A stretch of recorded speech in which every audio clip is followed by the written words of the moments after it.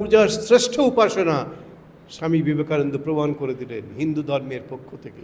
যে ধর্মকে সবাই নস্যাৎ করে দিয়েছিল, আমাদের ধর্মকে কেউ গুরুত্বই দিত না। স্বামীজি তো চান্সই পাচ্ছিলেন না ওখানে হিন্দু ধর্মের কথা বলার জন্য।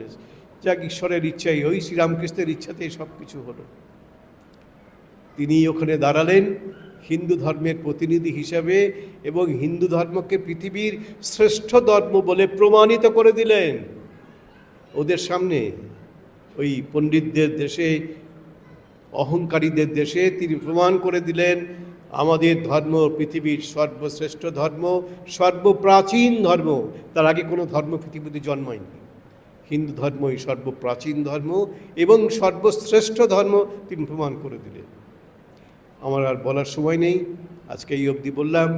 আবার আমার কিন্তু পরের শুক্রবার হচ্ছে না, পরের শুক্রবার আমাকে যেতে হবে ত্রিপুরা, আগরতলা।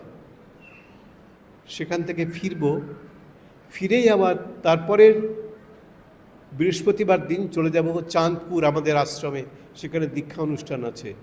তারপরে শুক্রবার মানে 12ই জুন আমি এখানে থাকব, ঈশ্বরের ইচ্ছে হলে তখন আবার কথামৃত আলোচনা আমরা করব।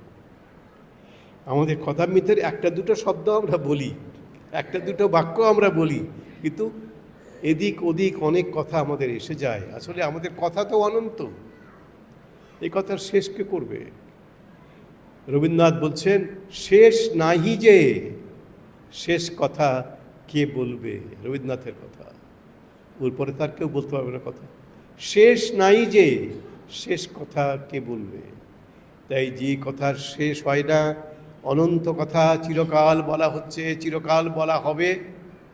যতদিন কাল থাকবে ততদিন কথামৃত থাকবে, ততদিন ধর্মকথা থাকবে, ততদিন বেদ উপনিষদ থাকবে, সব থাকবে আমাদের ওদের ধর্মের, কিন্তু আমাদের ধর্মের থাকবেই।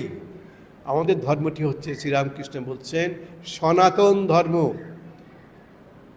চিরকাল ছিল, চিরকাল থাকবে। অন্য সব ধর্ম কবে এলো, ইতিহাসে তারিখ দিন ক্ষণ সব পেয়ে যাবে। আমাদের ধর্ম কবে এলো, কারো বাবার সাধ্য নেই সেটা বলতে পারে। 14 পুরুষের ক্ষমতা নেই কবে আমাদের ধর্ম এসেছে, কেউ বলতে পারবে না। কারণ এই ধর্ম তো শুরু নেই, অতএব শেষও নেই। সনাতন সেজন্যে, যার শুরুও নেই, যার শেষও নেই, সেটি হচ্ছে সনাতন, চিরবিদ্যমান, চিরকাল থাকে। তো আজকে আমরা এখানেই আমাদের কথা শেষ করছি। আবার ওই 12ই জুন আমরা আবার কথামৃতের কথা আলোচনা করার চেষ্টা করব।